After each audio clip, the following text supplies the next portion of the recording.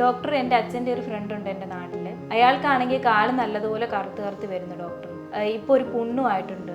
അയാളാണെങ്കിൽ എപ്പോഴും തുണിയൊക്കെ വെച്ച് കെട്ടിയിട്ടാണ് ഡോക്ടർ നടക്കുന്നത്. അപ്പോൾ അതെന്താ ഡോക്ടർ അങ്ങനെ? നമ്മൾ എന്ത് ചെയ്യും? ഇതേ സെയിം കണ്ടീഷനായിട്ട് കുറേ പേഷ്യൻസ് നമ്മുടെ ഈ ഹോസ്പിറ്റലിൽ വരാറുണ്ട്. ഇത് എന്തുകൊണ്ടാന്ന് വെച്ച് കഴിഞ്ഞാൽ ചിലപ്പോൾ ആള് കുറേ നേരം നിന്ന് ജോലി ചെയ്യുന്ന ഒരാളാവാം, അല്ലെങ്കിൽ ഇരുന്നിട്ട്, അതായത് ഒരു കണ്ടിന്യൂസ് ഒരു 9 hours ഇരുന്ന് ചെയ്യുന്ന വല്ല IT ഉദ്യോഗസ്ഥനോ അതുപോലെ അങ്ങനെ ഇരുന്ന് ജോലി ചെയ്യുന്ന ഒരാളാവാം. അപ്പോൾ ആണുങ്ങളിൽ മാത്രമല്ല സ്ത്രീകളിലും ഈ പ്രഗ്നൻസി ടൈമിൽ, അതുപോലെ ജനറ്റിക്സ് ആയിട്ട് ഇപ്പോൾ അമ്മയ്ക്കുണ്ടെങ്കിൽ മോൾക്ക്, അങ്ങനെ എല്ലാവരിലും കണ്ട് വരുന്നൊരു പ്രശ്നമാണ് വെരിക്കോസ് വെയിൻ. ഇപ്പോൾ ഈ വെരിക്കോസ് വെയിൻ എങ്ങനെ ഉണ്ടാവണമെന്ന് വെച്ച് കഴിഞ്ഞാൽ നോർമലായിട്ടുള്ള ബ്ലഡ് ഫ്ലോ നമ്മുടെ കാലിലേക്ക് പോവും, പക്ഷെ അത് തിരിച്ച് നമ്മുടെ ഹാർട്ടിലേക്ക് പോവില്ല. നമ്മുടെ സിരയ്ക്ക് എന്തെങ്കിലും ഡാമേജ് ഉണ്ടെങ്കിലോ അല്ലെങ്കിൽ വാൽവിന് വല്ല ഇഷ്യൂ ഉണ്ടെങ്കിലോ അത് തിരിച്ച് നമ്മുടെ ഹാർട്ടിലേക്ക് എത്തില്ല. അപ്പോഴാണ് നമുക്ക് വെരിക്കോസ് വെയിൻ അവിടെ ബൾജ് പോലെ വരുന്നതും ഇഷ്യൂ ഉണ്ടാവുന്നതും. അങ്ങനെ ആ കെട്ട രക്തം അവിടെ തങ്ങി നമ്മുടെ ബ്ലഡിൽ ഇൻഫെക്ഷൻ കൂടിയിട്ടാണ് അങ്ങനെ അവിടെ ഒരു പുണ്ണ് ഡെവലപ്പ് ആവുന്നത്. നോർമലി അങ്ങനെ ഒരു പുണ്ണ് വന്നു കഴിഞ്ഞാൽ ഫസ്റ്റില് തന്നെ നമുക്ക് ചെയ്യാൻ പറ്റുന്നത് നമ്മുടെ കോമൺ ആയിട്ടുള്ള ആയുർവേദ ഷോപ്സിലൊക്കെ കിട്ടുന്ന ഒരു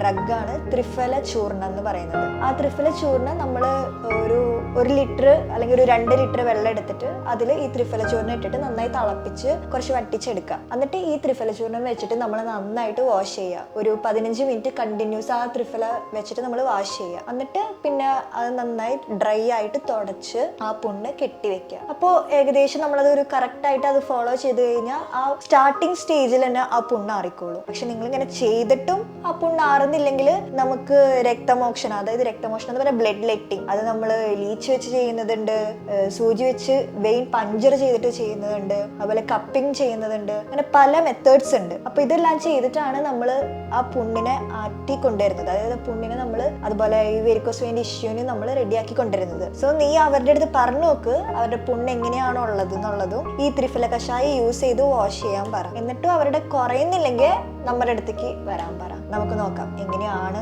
അത് ഡെവലപ്പ് ആയിരിക്കുന്നതെന്നും അതിന് ഫർദർ ആയിട്ടുള്ള ട്രീറ്റ്മെന്റ് നമുക്ക് കൊടുക്കാൻ പറ്റും. അപ്പൊ നിങ്ങൾക്കും ഇതേ സെയിം പ്രശ്നം ഉണ്ടെങ്കിൽ താഴെ കാണുന്ന നമ്പറിൽ ഞങ്ങളെ കോൺടാക്ട് ചെയ്യുക.